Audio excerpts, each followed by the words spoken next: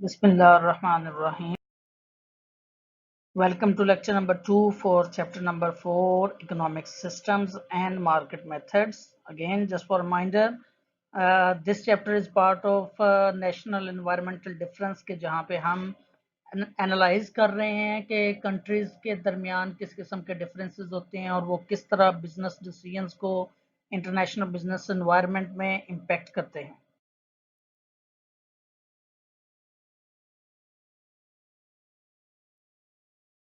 Again learning objectives, इसमें से हम इम्पोर्टेंस ऑफ इकोनॉमिक एनालिसिस और इकोनॉमिक फ्रीडम के पहले दो जो लर्निंग ऑब्जेक्टिव्स हैं वो कंप्लीट कर चुके हैं अपने चैप्टर नंबर 1 में.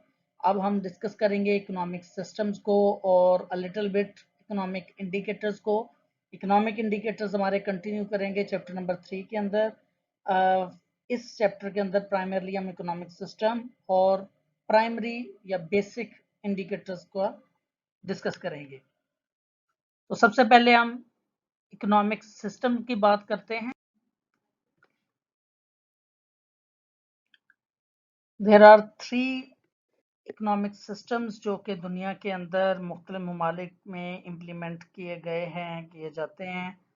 फर्स्ट उसके अंदर आ जाती है command economy, second mixed economy और थर्ड मार्केट इकोनॉमी. आपने इनके नाम कमांड इकोनॉमी को कम्युनिज्म के नाम से, मार्केट इकोनॉमी को कैपिटलिज्म के नाम से पढ़ा होगा इकोनॉमिक्स के सब्जेक्ट्स के अंदर. और इन दोनों का कॉम्बिनेशन जो है वो मिक्स्ड इकोनॉमी की फॉर्म में सामने आता है. लिटिल बिट हम इनको वन बाय वन डिस्कस करते हैं. First of all command economy. इसके अंदर ऑब्वियसली क्योंकि कंट्रोल गवर्नमेंट का होता है हर चीज़ के ऊपर इकोनॉमी का, इसीलिए गवर्नमेंट के पास ज़्यादातर रिसोर्सेज जो कंट्री के रिसोर्सेज होते हैं वो गवर्नमेंट के कंट्रोल में होते हैं. मोस्टली जो कंपनीज काम कर रही हैं वो गवर्नमेंट ओन्ड होती हैं. एग्जैक्टली वही सिचुएशन होती है जो पाकिस्तान में नेशनलाइजेशन के टाइम पे थी या रशिया के अंदर एक टाइम के अंदर थी, जहाँ पे रिसोर्सेज जो हैं इकोनॉमिक वो सारे के सारे गवर्नमेंट के कंट्रोल में होते हैं. अब वो जितना ज़्यादा कंट्रोल होगा उतनी स्ट्रिक्ट कमांड इकोनॉमी होगी. क्योंकि गवर्नमेंट का कंट्रोल होता है और गवर्नमेंट के लिए स्मॉल बिजनेसेस को मैनेज करना एज सच पॉसिबल नहीं होता है, इसलिए ज़्यादा फोकस इसमें लार्ज स्केल प्रोडक्शन यूनिट्स या बड़ी बड़ी कॉरपोरेशंस के ऊपर होता है rather than small entrepreneurial activities. Government जो है वो बड़ी बड़ी ऑर्गेनाइजेशंस को मैनेज करती है. इसके अंदर एक टर्म आप अक्सर इकोनॉमिक्स के अंदर भी आपने पढ़ी होगी और अक्सर देखेंगे जहाँ भी कमांड इकोनॉमी को का जिक्र होता है, visible hand of the state. Visible hand of the state apply होने का मतलब ये है कि गवर्नमेंट एक्चुअली प्रैक्टिकली इन्वॉल्व होती है मार्केट डिसीजंस के अंदर. रेट्स डिसाइड करना मंडियों के कि क्या रेट होगा, रेट्स के कैप लगाना, मिनिमम रेट्स डिक्लेयर करना, ये सारी चीज़ें प्रैक्टिकल इन्वॉल्वमेंट का के ज़रिए आती हैं. इसी तरह बैंकिंग के अंदर किसको लोन देना है, किसको नहीं देना, क्या रेट रखना है, किस रेट पे रखना है, ये सब कुछ गवर्नमेंट डिसाइड कर रही होती है. Visible hand of the state का मतलब है कि गवर्नमेंट एक्चुअली तमाम मार्केट डिसीजंस के अंदर प्रैक्टिकली इन्वॉल्व होती है. इसका जो जैसा कि मैंने पहले भी बताया कि कम्युनिज्म इसकी वो अप्रोच है जो कि आपने पढ़ी सुनी होगी इकोनॉमिक्स के सब्जेक्ट्स के अंदर. रशिया के अंदर जो एक वक्त में बहुत स्ट्रॉन्ग कम्युनिज्म अप्लाई की गई थी. चाइना में अभी भी कम्युनिज्म चलती है. इंडिया के अंदर प्री 90s तक कम्युनिज्म का दौर रहा है. पाकिस्तान के अंदर भी 70s के अंदर भुट्टो साहब के दौरे हुकूमत में कम्युनिज्म की लहर आई थी, लेकिन वो बहुत ज़्यादा सक्सेसफुल नहीं हुई. बेसिकली प्राइमरली कम्युनिज्म के अंदर यही प्रॉब्लम पाई जाती है कि चूंकि गवर्नमेंट का कंट्रोल बहुत ज़्यादा होता है तो प्राइवेट एंटरप्रेन्योरशिप जो है वो सही तरह एफिशिएंटली अपना काम परफॉर्म नहीं कर पाती, जिसकी वजह से इकोनॉमिक सिस्टम के अंदर इनएफिशिएंसीज क्रिएट होती. Second type of economic system, एक सेकंड एक्सट्रीम है, दैट इज मार्केट इकोनॉमी, जो कि लेसज फेयर के कॉन्सेप्ट के ऊपर काम करती है। दैट मीन्स के ये सजेस्ट करती है कि गवर्नमेंट की इंटरवेंशन बिल्कुल नहीं होनी चाहिए। इसके अंदर ज़्यादातर प्राइवेट ओनरशिप ऑफ रिसोर्सेज चलती है। बिजनेसेस जो हैं, चाहे वो लार्ज स्केल हों, स्मॉल स्केल हों, वो प्राइवेट ओनरशिप के तहत काम करते हैं। गवर्नमेंट डायरेक्टली इसके अंदर इंटरवीन नहीं करती, बल्कि वो एंटरप्रेन्योर्स को अलाउ करती है और मार्केट फोर्सेस को अलाउ करती है कि market forces of demand and supply वो डिसाइड करें कि क्या प्रोड्यूस होना है, कैसे प्रोड्यूस होना है, कितना प्रोड्यूस होना है।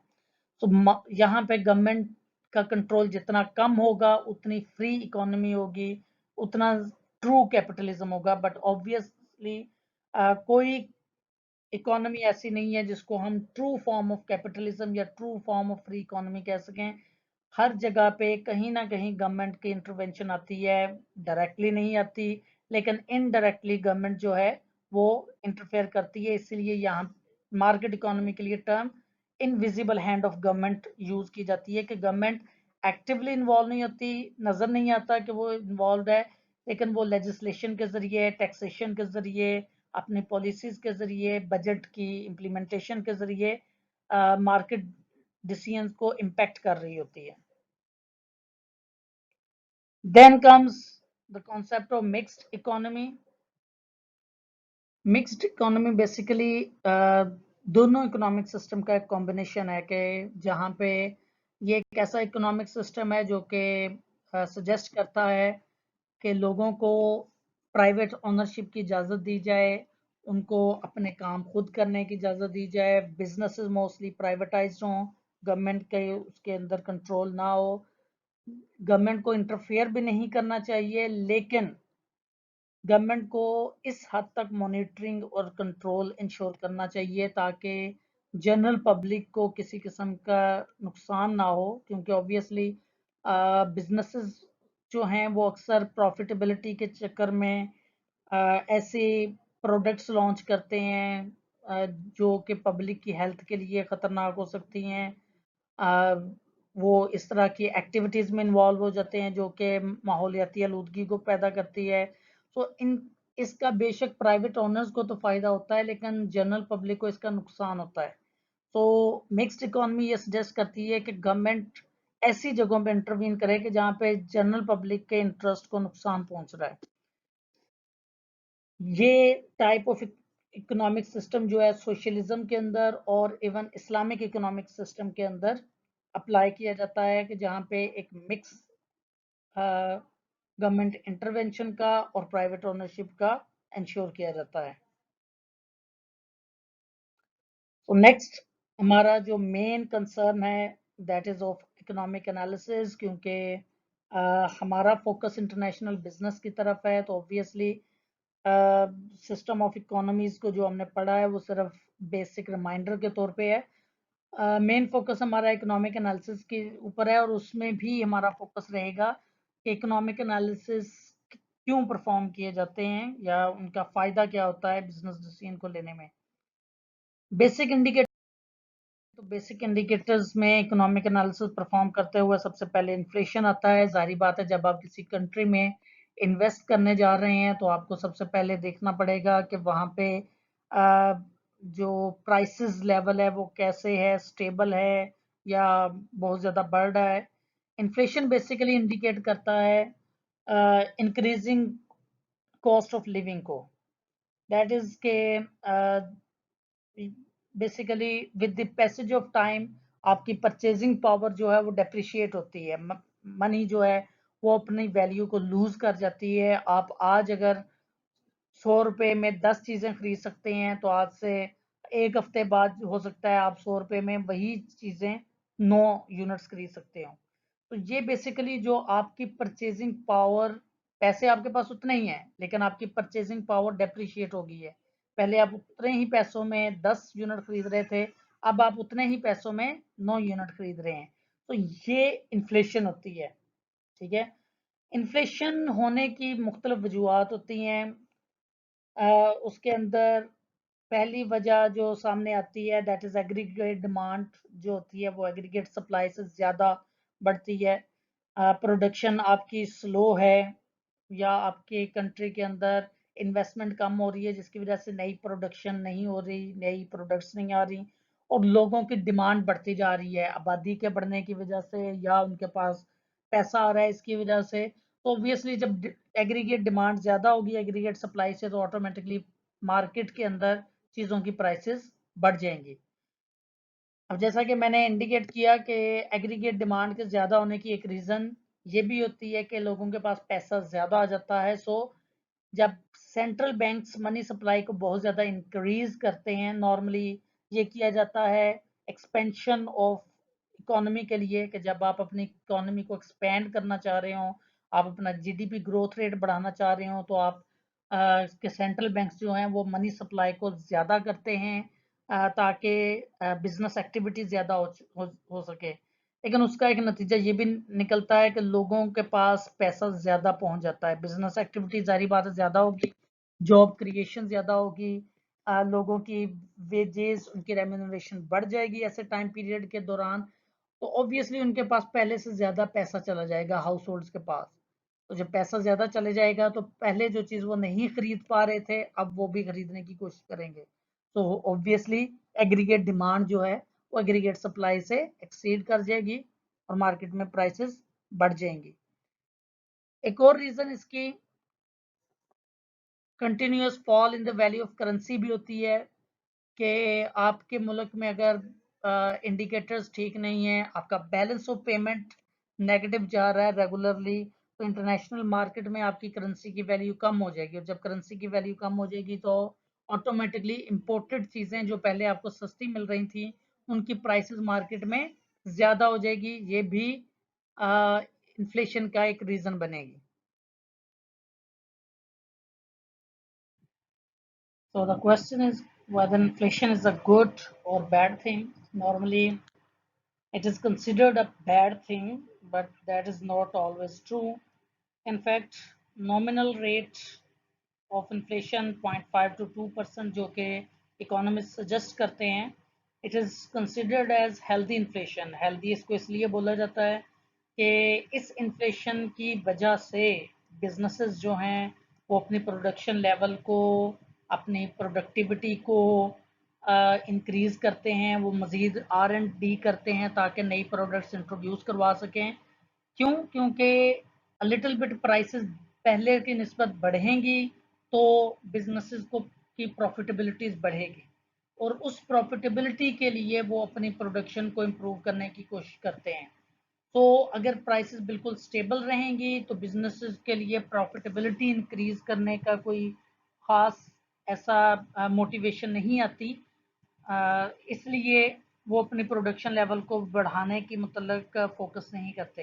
तो ये एक लेवल इन्फ्लेशन का ऐसा है जो कि इकोनॉमी को स्टेबल रखता है। लेकिन अगर इन्फ्लेशन ज़्यादा हाई होगी, कुछ 4-5% की इन्फ्लेशन या इससे भी हायर लेवल की इन्फ्लेशन आपके कंट्री में एग्जिस्ट करती है, तो ये प्रॉब्लमेटिक हो सकती है। फर्स्ट ऑफ ऑल, ये कंज्यूमर की परचेजिंग पावर को बहुत तेज़ी से डेप्रिशिएट करती है, जिसकी वजह से कंज्यूमर्स जो हैं वो इस पोजीशन में नहीं रहते कि वो प्रोडक्ट्स को ख़रीद सकें। ऑब्वियसली इसकी वजह से बिजनेसेस की प्रोडक्ट्स की डिमांड कम होती जाती है और वो उनके लिए प्रॉब्लम होगी। फिर हाई इन्फ्लेशन जो है बिजनेसेस के लिए इस तरह भी प्रॉब्लम का बायस बनती है कि वो उनकी कॉस्ट ऑफ प्रोडक्शन को एकदम से बढ़ा देती है। उनके लिए पॉसिबल नहीं रहता कॉस्ट ऑफ प्रोडक्शन को लोअर लेवल्स के ऊपर मेंटेन करना, जिसकी वजह से ऑब्वियसली उनका प्रॉफिट मार्जिन और भी कम हो जाता है। सो ऑब्वियसली ऐसे कंट्रीज जहाँ पे इन्फ्लेशन रेट परसिस्टेंटली हाई रहेगा वहाँ पे इन्वेस्टमेंट की चॉइसेस कम होंगी। ऑन द अदर एंड जिन कंट्रीज के अंदर इन्फ्लेशन जो है वो कभी हाई कभी लो लेवल पे रहे, तो वहाँ पे बिजनेसेस के लिए अच्छी अपॉर्चुनिटी होती है इन्वेस्ट करना। एक और इन्फ्लेशन का टाइप आती है क्रोनिक इन्फ्लेशन की फॉर्म में। अगर एक बहुत लॉन्गर पीरियड के लिए कुछ 10-15 साल हाई इन्फ्लेशन किसी कंट्री के अंदर चलती है तो ये सिर्फ कंट्री के इंटरनल इकोनॉमिक सिस्टम को इफेक्ट नहीं करती बल्कि वर्ल्ड वाइड इसकी करेंसी को बहुत ज़्यादा डेप्रिशिएट कर देती है और उसकी वजह से आहिस्ता आहिस्ता इन्वेस्टर्स, बिजनेसेस और इवन कंट्री के अपने लोग जो हैं वो अपनी करेंसी के ऊपर कॉन्फिडेंस लूज कर जाते हैं और वो उस करेंसी को ज़्यादा रिलायबल नहीं समझते। तो इसलिए इन्फ्लेशन को कंट्रोल करना ज़रूरी होता है। देन अनएम्प्लॉयमेंट एक बहुत बड़ा इंडिकेटर है बिजनेसेस के लिए। अनएम्प्लॉयमेंट को अंडरस्टैंड करना ऑब्वियसली जहाँ पे एक वर्कर जो है वो काम करने के लिए विलिंग है लेकिन उसके लिए अप्रोप्रिएट काम मौजूद नहीं है, उस सिचुएशन को अनएम्प्लॉयमेंट कहते हैं। और इसकी डिफरेंट टाइप्स होती हैं, साइक्लिकल अनएम्प्लॉयमेंट होती है, स्ट्रक्चरल और फ्रिक्शनल। उनको अंडरस्टैंड करने के लिए ये एक छोटा सा वीडियो क्लिप है, काइंडली इसको कंसिडर कीजिए। Hi, it's Ariana, and I work here at the IMF. Economists like to think that demand and supply can explain everything in the universe. But what about unemployment? Can that be explained by demand and supply? Economists think so. Let's start with the role of demand. In some years, the economy is doing really well. Companies are producing a lot. And guess what's needed to produce? Yes, people. So, when production is high, the demand for labor is high, and that means unemployment is low. Conversely, when the economy is in the doldrums, companies don't want as many people. And that means unemployment is high. Economists call this type of unemployment cyclical because it goes up and down with the economy and with the business cycle. Now, what about supply? There's a type of unemployment where supply plays a big role too. That's called structural unemployment. Sometimes jobs are coming up in one industry, say the computer industry, but the people were trained for another, say mining. So there's a mismatch between demand and supply. Since you can't train miners to be software engineers overnight, they may end up unemployed for a while. Sometimes structural unemployment arises when technology, such as computers and robots, replace people in some industries. So if we keep demand stable and train people to supply jobs of the future, there should be no unemployment, right? Not quite. There's a type of unemployment that's called frictional. Say you don't get along with your boss. There's some friction, shall we say? You quit, or act up in a way that gets you fired. Or you're tired of where you live and move to a new city before lining up a new job. This frictional unemployment is the price of living in a free society where people are free to move around. So we should aim to keep unemployment low, but zero, maybe too low. And for me, until I get a new job, what do you think about writing a scary novel about robots?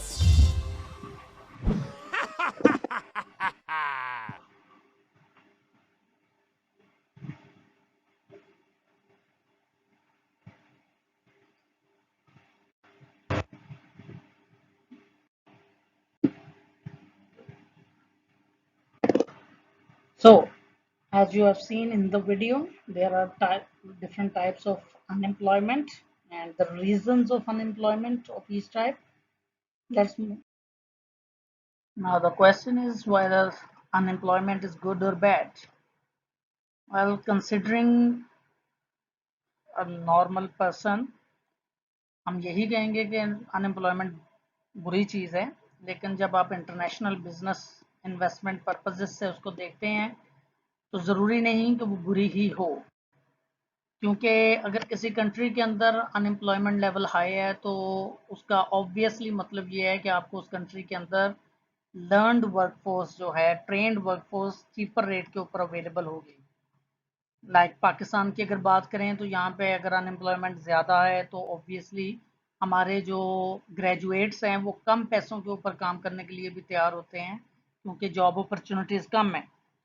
तो obviously ये international business investment purposes के लिए एक positive sign है, लेकिन at the same time क्योंकि job opportunities कम है, unemployment ज़्यादा है, तो लोगों के पास परचेजिंग पावर भी कम होगी। हाउस होल्ड्स के पास पैसा कम जा रहा है और उनके पास पैसा कम है चीज़ें खरीदने के लिए। तो अब डिपेंड करेगा कि आप उस कंट्री के अंदर किस किस्म की इन्वेस्टमेंट करना चाह रहे हैं या किस किस्म की प्रोडक्ट्स ऑफर करना चाह रहे हैं।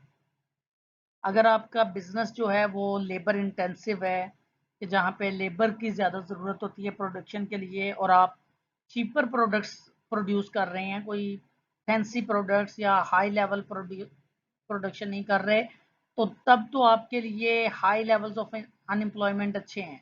क्यों? क्योंकि आपको ज़्यादा लेबर चाहिए, वो आपको चीप रेट के ऊपर अवेलेबल होगी और आपकी प्रोडक्ट की प्राइस ज़्यादा नहीं है, लिहाजा हाउस होल्ड का जो लो परचेजिंग पावर है उसके अंदर रहते हुए भी शायद आपकी प्रोडक्ट जो है वो आसानी से बिक जाए।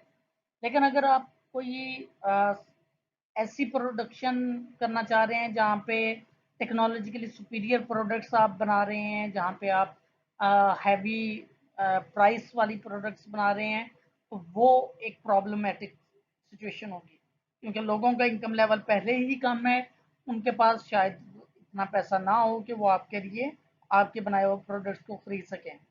हाँ, ऑलबेट के ऐसे कंट्री में इन्वेस्टमेंट आप इस पर्पस के लिए भी कर सकते हैं कि आप वहां से प्रोडक्शन करके उसके नेबरिंग कंट्रीज को जहाँ पे परचेजिंग पावर हाई है वहां पे चीजें एक्सपोर्ट कर सकते हैं, क्योंकि उस कंट्री के अंदर आपको चीप लेबर अवेलेबल है, तो आप चीप लेबर का बेनिफिट वहां से लेते हैं और प्रोडक्शन करके दूसरी कंट्रीज के अंदर उसको एक्सपोर्ट कर देते हैं। जैसा कि आप चाइना की एग्जांपल लें तो चाइना के अंदर लोग इन्वेस्ट करते हैं कि वहाँ पे चीप लेबर भी अवेलेबल है, टेक्नोलॉजी भी चीपर अवेलेबल है और वो ऐसे कंट्रीज की विसिनिटी में भी है कि जहाँ पे उन कंपनीज की प्रोडक्शन की डिमांड होगी, तो वो वहाँ से प्रोडक्शन करके इजीली अपने टारगेट्स को पूरा कर सकते हैं।